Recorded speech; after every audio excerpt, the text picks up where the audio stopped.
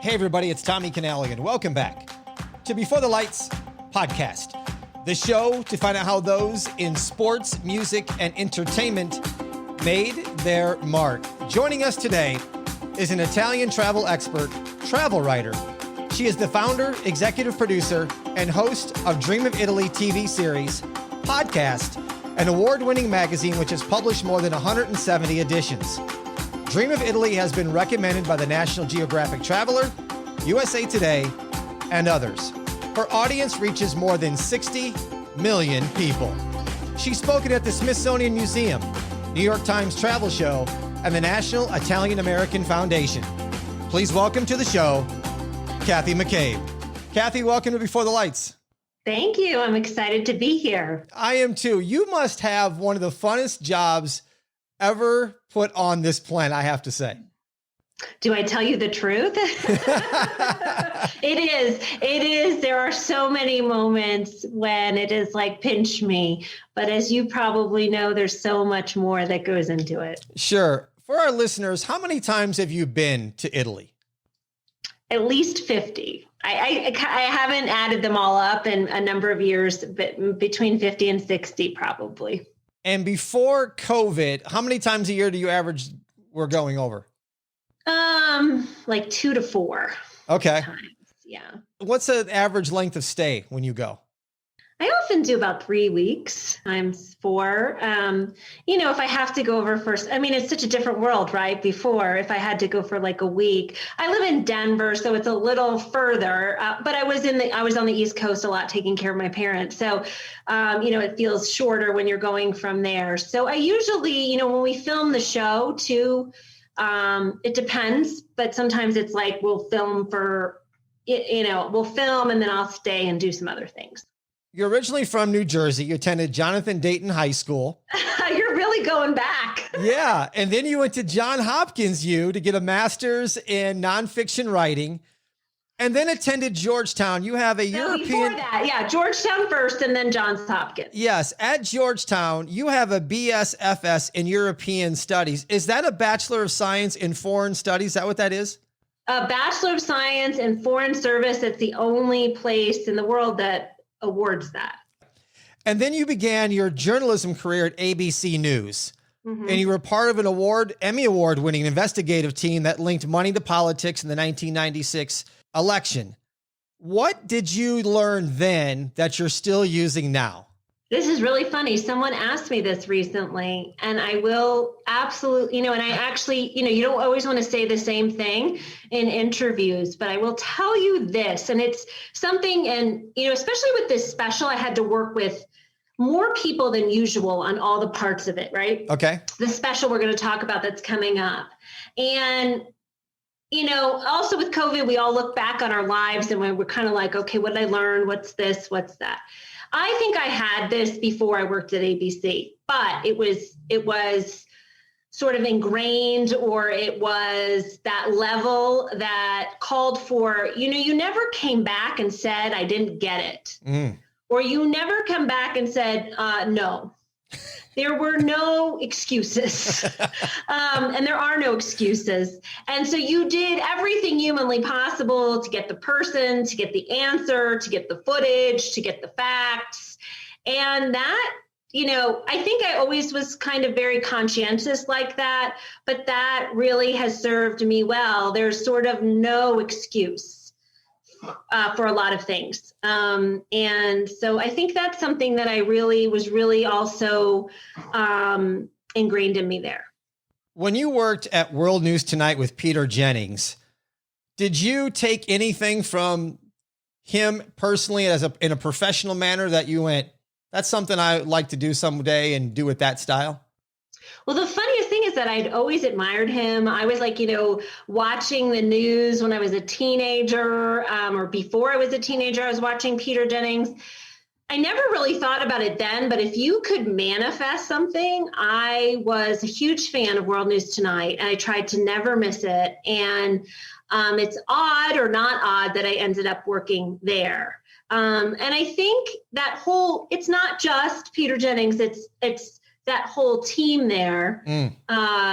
for a while I worked, when I worked there, Rick Kaplan was the executive producer. He's really famous in the TV news world, and just the standards of all the people who worked for him, who worked for the show, really the best of the best. And that desire to get things right. And I think Peter was known as quite a perfectionist, actually. To be, though, at some level, you have to be. Yes. I was going to say, you probably have some perfectionism in you for Dream of Italy. Then. I do. And it's a really odd thing, or an interesting thing when you work with all different people, realizing that maybe my standards are not their standards.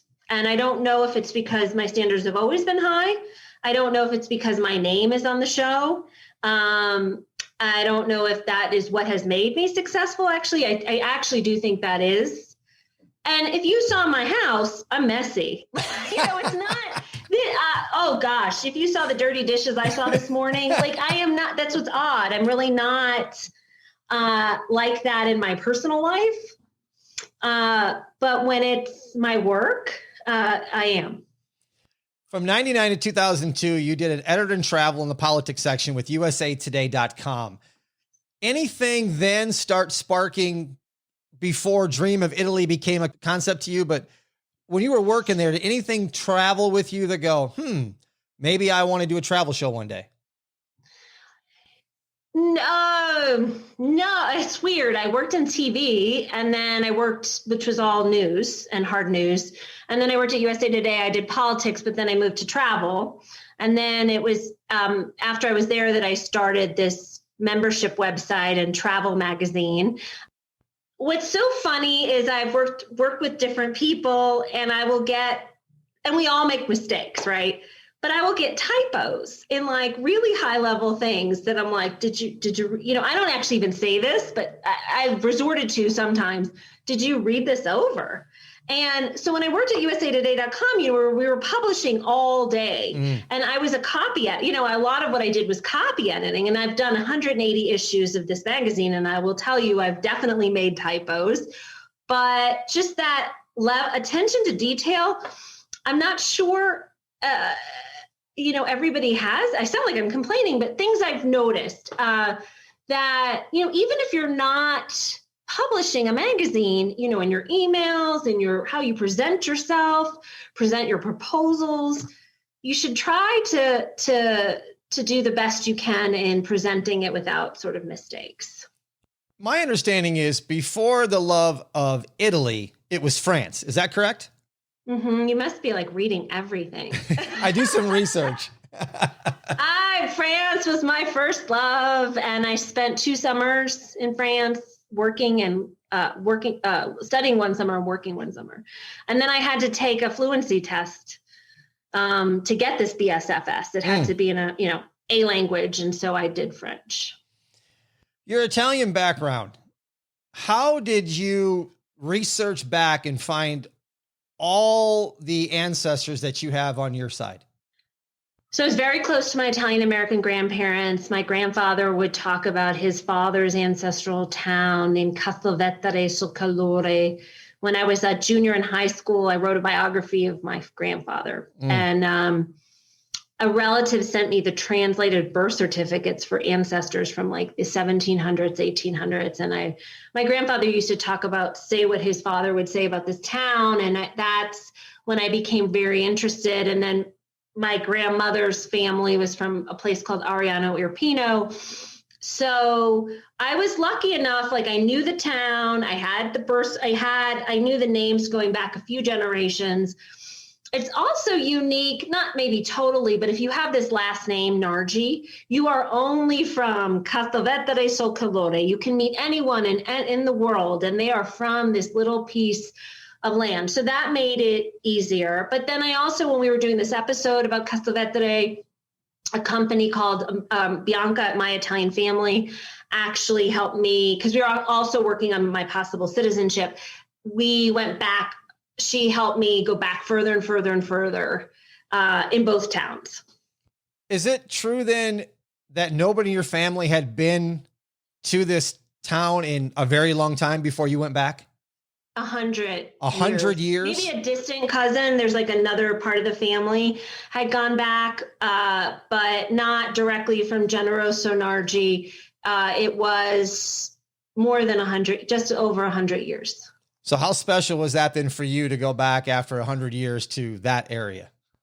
Well, it was life-changing, and the backstory, and if you're interested in more, if anyone watches the Castelvettere episode where I took my parents back in 2017, and they've both passed away since then.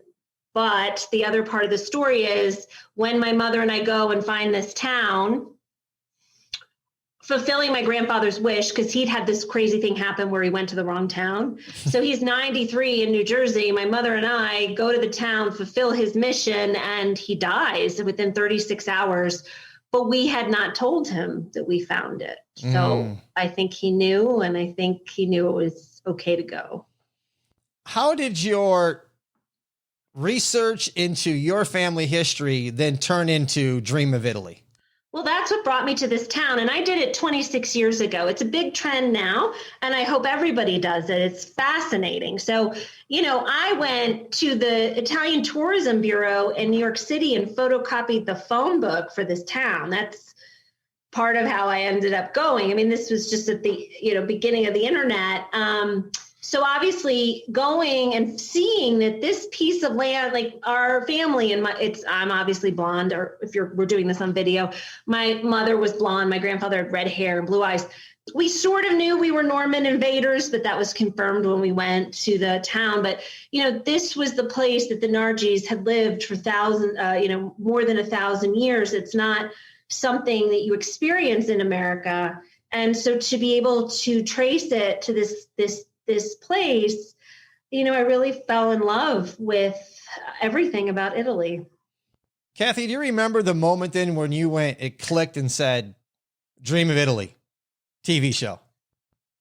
Well, it wasn't the TV show first. It was the magazine. And I did that for like 12. I still do it for 11 years. And I think the name came to me probably around 19 years ago this month. I always thought the name resonates now more than ever, but I always loved the name, thought the name was one of my more brilliant ideas. And it just kind of evolved into the TV show. It makes, Italy is great television. Now it's super hot, right? With Stanley Tucci but it's always been popular. Dreamofitaly.com has everything from the magazine. You can book your trip. It has apparel. How long have you been operating the site then as well? 19 years. 19 years as well. Unbelievable. Wow. I don't know where time went. And how has that site developed over the years? Did it start out something small with just a few things on it? You could gradually continue to grow? Yeah, it was really the membership and the subscription. And then 7 years ago, the TV show. And then I started a podcast. And then this last year, we were kind of getting creative. I did a coloring book and these T-shirts, trying to do things that would appeal to people who are stuck at home, and virtual workshops. And we're actually doing a redesign. It was supposed to come out this week. It is not coming out this week. And websites are tough, but every article, thousands are there. You need to be a member which is pretty affordable to access them, but it's really a life's work. 2 seasons of Dream of Italy can be found on PBS, Amazon Prime, anywhere else that listeners can watch that? There's also it's the Dream of Italy Tuscan Sun special. So that's on Amazon, pbs.org, but also youtube.com/Dream of Italy. So you can find them. We license them sometimes around the world. You can find them a lot of places to watch. And it's just like, if you have Amazon hooked up to your TV, that could be an easy way to watch. Kathy, how do you decide what to keep in an episode and what to cut? It's just a case-by-case basis. This special that's coming out, Dream of Italy, Travel, Transform, and Thrive. We have 3 incredibly famous guests, or 4, Sting and Trudy Styler, Francis Ford Coppola, Frances Mays, 3 other guests, one of whom, David Bach, is fairly famous. Putting them all together and giving them sort of equal footing because they all have incredible things to say. This special was sort of the hardest, I think, to edit because everyone was so eloquent, and it's a pledge special. It's meant to teach you something, how to transform the Italian way. But I love editing. Like, I am an editor at heart. I would rather edit than write. And the same might be true with TV. Like, I like the cutting process, but you have to let a lot of things go. And I could probably do at least a few more episodes with things that didn't make it, onto the TV screen. You always shoot too much. This is universal. I think if you don't shoot too much, maybe you're doing it wrong. Sometimes I think we shoot too much. You want to have the balance that your time is well spent, but sometimes you don't know how somebody's going to say something. You're not controlling everything. Before I go back to Dreaming Italy, let's talk about the PBS special that you just brought up. Due to come out June 21st, is that correct? No, it's actually, it's weird. It comes out the end of May, and it's two different things. They're two, the same special, but one version is a pledge event with 30 more minutes, which is breaks hosted with Joe Mantegna, myself and Joe Mantegna. And it's an opportunity for you to give to your local PBS station. So that begins airing at the end of May. That pledge time, there's like times of the year that are very popular. That's the beginning of June. Then it has a really big prime time across the country premiere June 26th at 10 p.m. Eastern, 7 p.m. Pacific on Create TV. If you come to this, it's hard. PBS, if it's not Downton Abbey that's on the same time, across, it's sometimes you have to find when it's airing. So if you come to dreamofitaly.com/TTT, you put your zip code in, it'll tell you when it's airing and for the next few weeks. Now, it airs in 96% of the United States, which is, you can't actually even get, I think Rick Steves might have 97. So it will get to everybody at some point, and then there are opportunities to watch it online later on.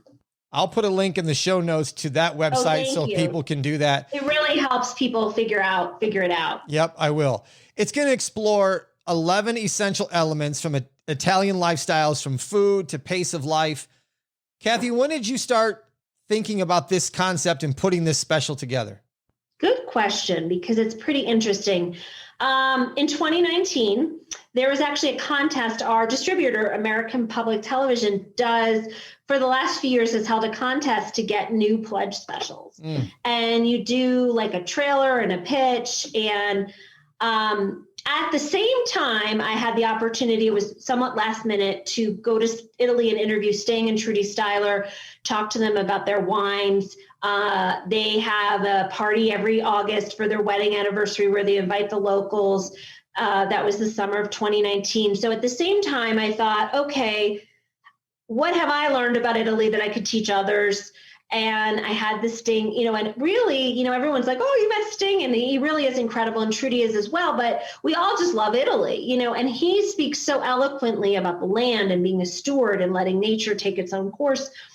So I started to come up with this concept because it's much more regimented when you do a special or a pledge special. Like, a lot of the famous ones are like Dr. Amen and the Brain, Susie Orman and retirement. So it's like, how do you live better, retire better, age better?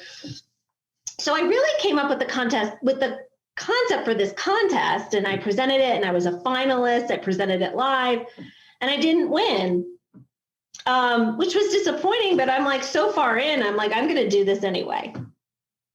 So that's sort of how it came about. And, it's crazy, right? Because it's more pertinent than ever. It was supposed to come out 6 months ago in a normal world. It's coming out just as travel is reopening, just as we are thinking about how do we want our lives to be different and special and unique. So the timing worked out really well. Thank God, we finished filming it October 2019, so it was all in the can.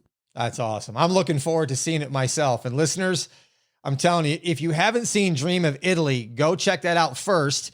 You have time before the special comes out. Then you get yourself all caught up on season 1 and season 2 of Dream of Italy, and then catch the special. It's probably all going to flow together. How did you find it? The special? No, like Dream of Italy. How did you come across it? I was on my Amazon Prime, and as a Italian American, I just typed in Italy one day and it popped up, and I watched episode 1, and before I knew it, I was through season 1. Oh, yeah. Lots of people find it through Amazon. It's, it's amazing, even though it's also on PBS. It's the thing about it, which is straight, a lot of people have seen it. Yes. And I forget that sometimes. The one thing, Kathy, I'll say about it is not only are you going to different areas each episode, but the way it's filmed, if you knew nothing about that area, when it's over, you feel like you have some sort of appreciation for at least that area, that food, that culture, and those people. I loved how that was done in each section. And the episodes are 20, 30 minutes, I think, somewhere around there. So it went really quick. But after each one, I had a better appreciation in some of the areas I knew nothing about. So I thoroughly enjoyed it. Like one of my favorites, and obviously my own personal story one will be the best thing I've ever done in my life. But for instance, Abruzzo, a lot of Italian Americans come from there. People don't know much about Abruzzo, and it's just a fascinating and beautiful area. I really enjoyed that one. So I learn a lot too when I'm making them. Any idea or plans for season 3? Yeah. It's like I do not have children, but they say, you're like, no, I'm never doing it again. I've looked into it. This special took a lot. I did a lot of it myself, we did it a different way, especially because of the pandemic. So I think it's definitely probable. I just don't know what. And, I have lots of good ideas. It's not the filming it that's, I also run all the business of it and raise the money, and it's really the filming is the least of it. It is fun. It is the most exhausting thing you could ever do. Actually, if you want to get yourself good and tired, go film a travel show. Speaking of that, I do have a couple questions on that. What are the challenges of filming in Italy? Like, what's the process to be able to film over there and put all that together?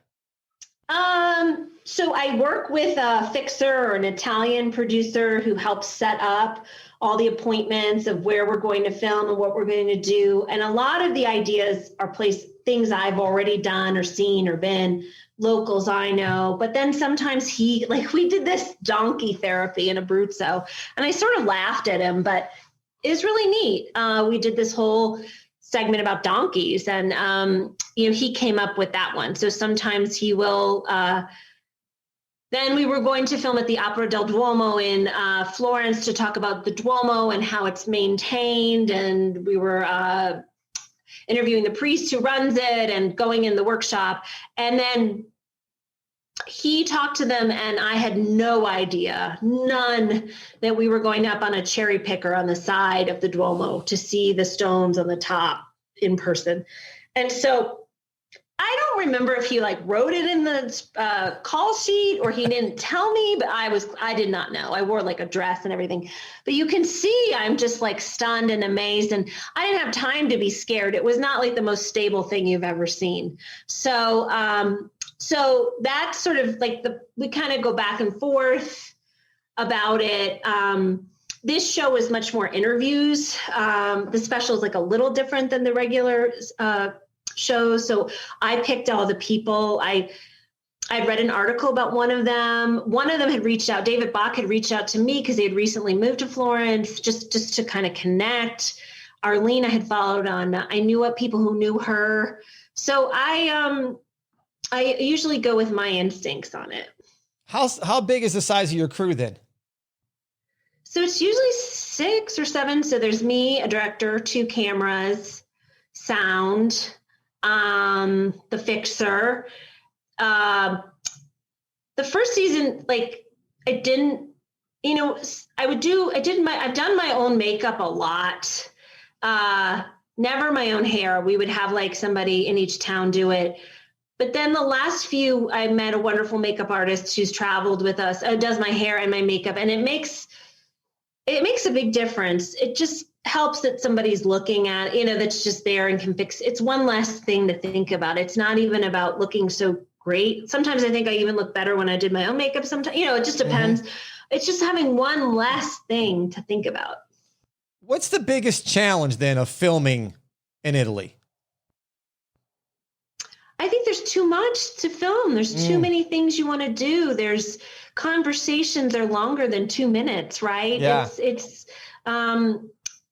and also people flip out. I do something on Abruzzo. Well, why didn't you do this city? Why didn't you do this town? It's 23 minutes. So it's not, and you know what? I was watching Stanley Tucci's show which is fantastic. And you can see how much money, you know, they have a bigger budget than I do, a lot of drones.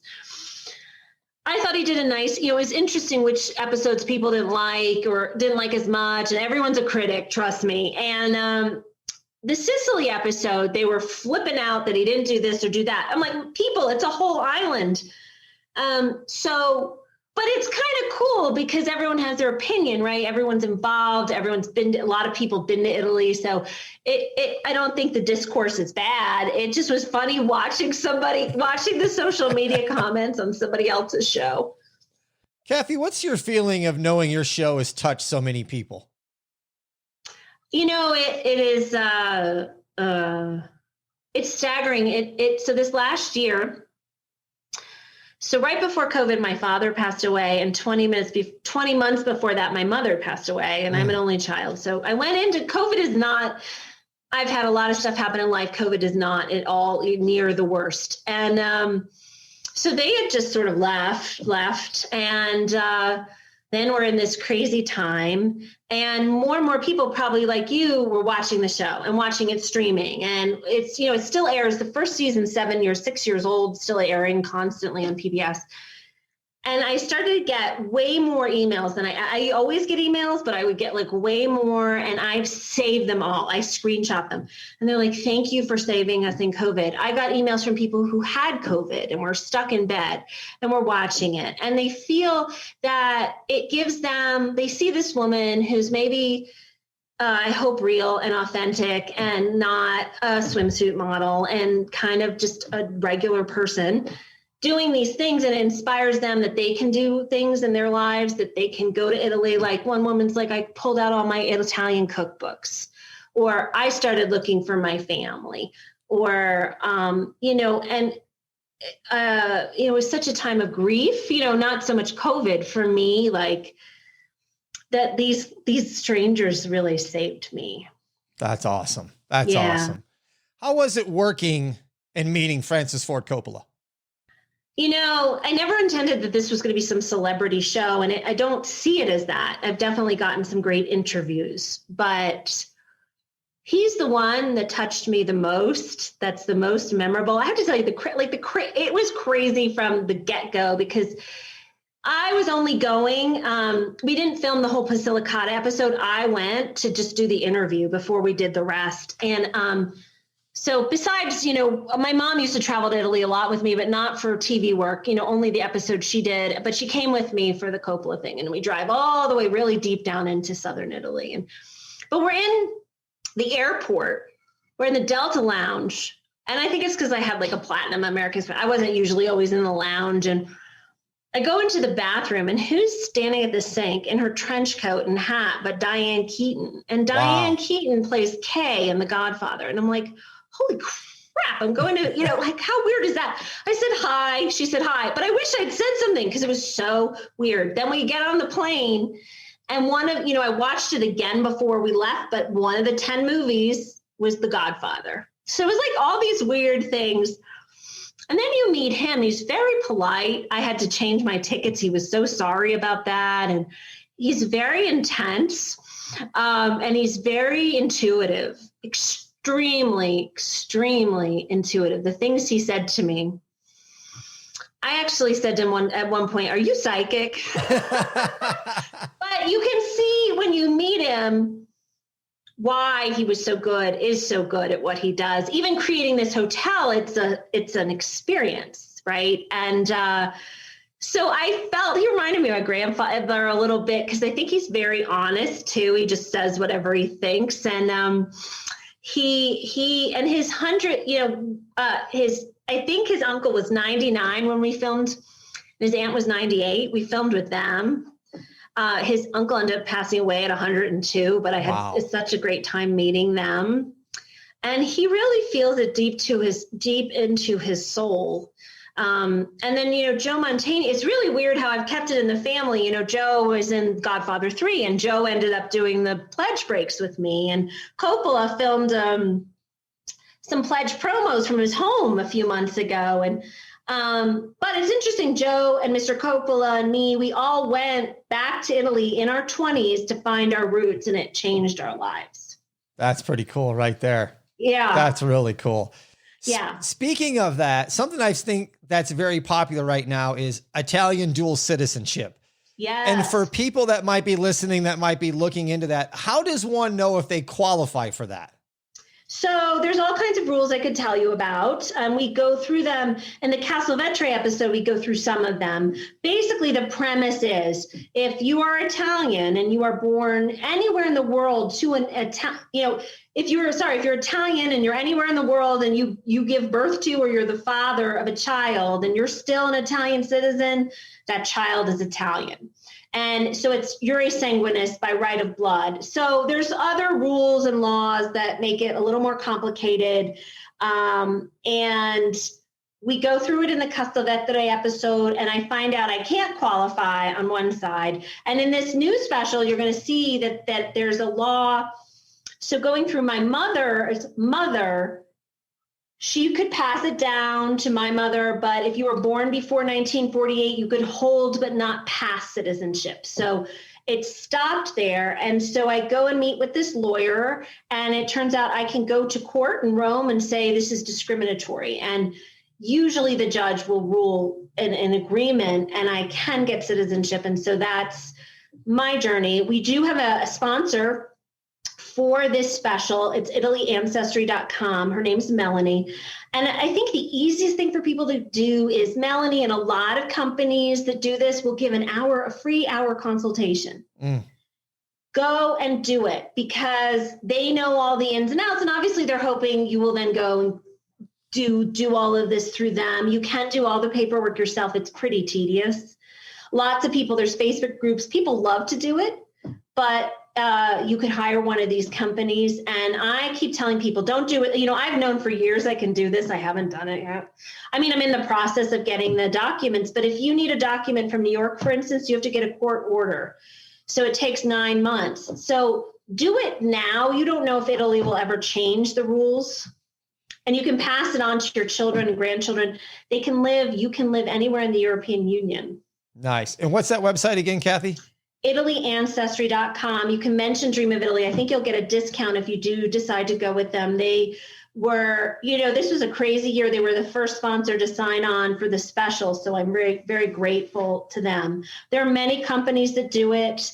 I mentioned My Italian Family. It was a previous sponsor. All these companies will do usually a free consultation to tell you if it even looks like you can get it.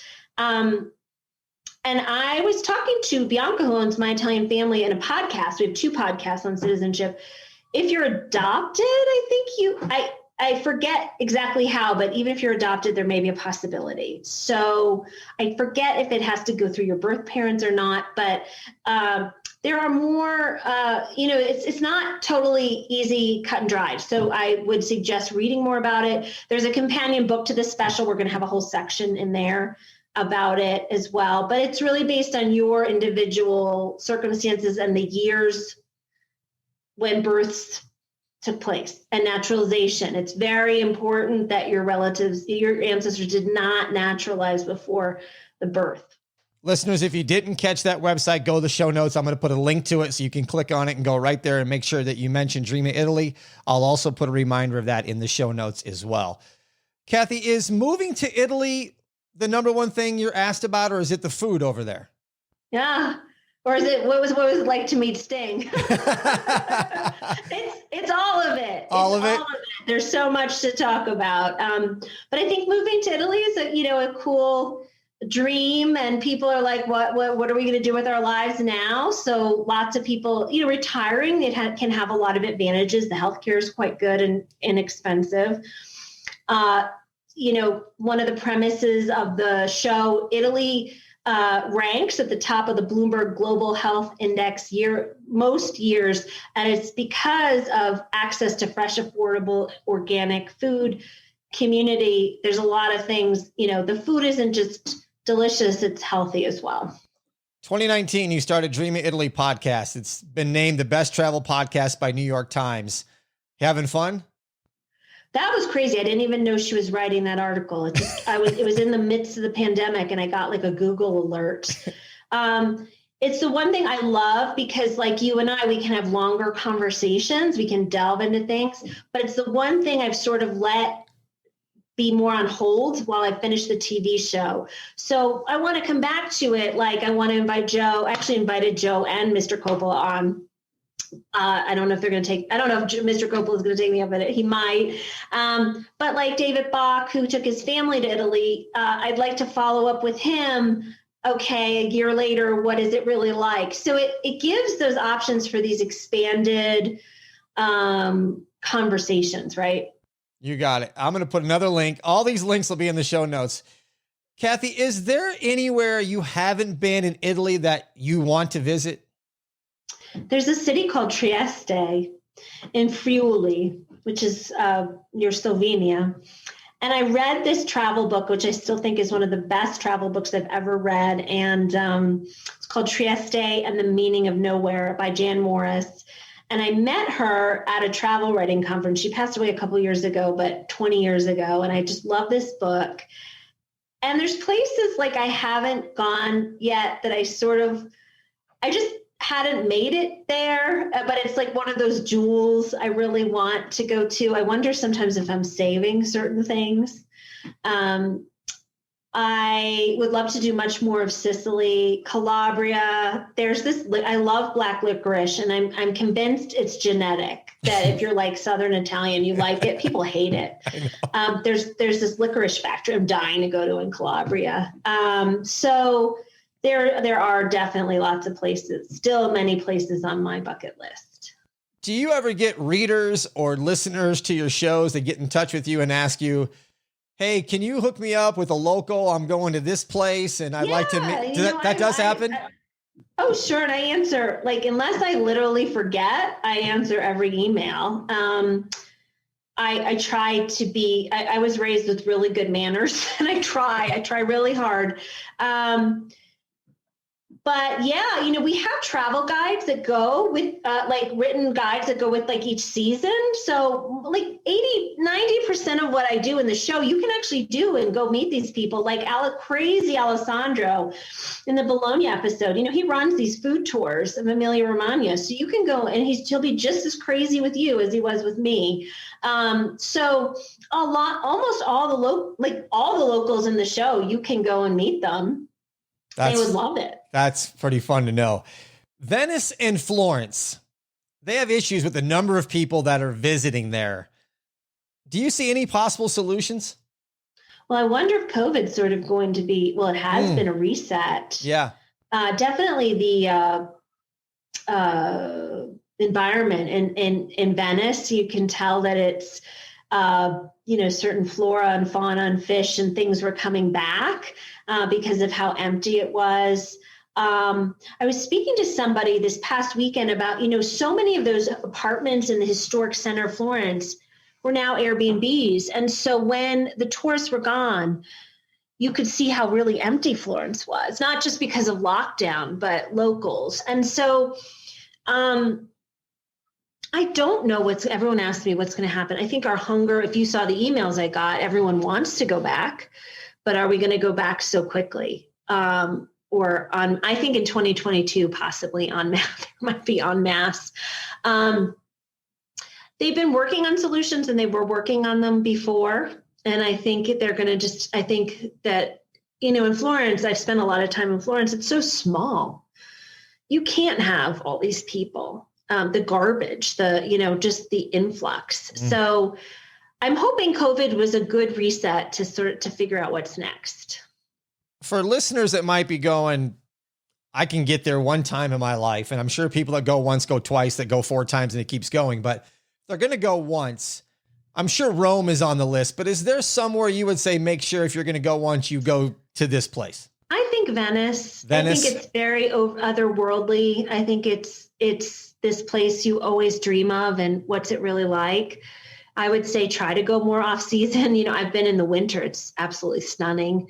I think if you love art, Florence, I think Tuscany, it's a place we dream of, and you can easily get there from Florence. You could it's sort of, well, what do you dream of, or what have you seen in the movies that you want to see, or do you have a personal connection? Is your family from Italy? Did your father fight in the war and was in Italy?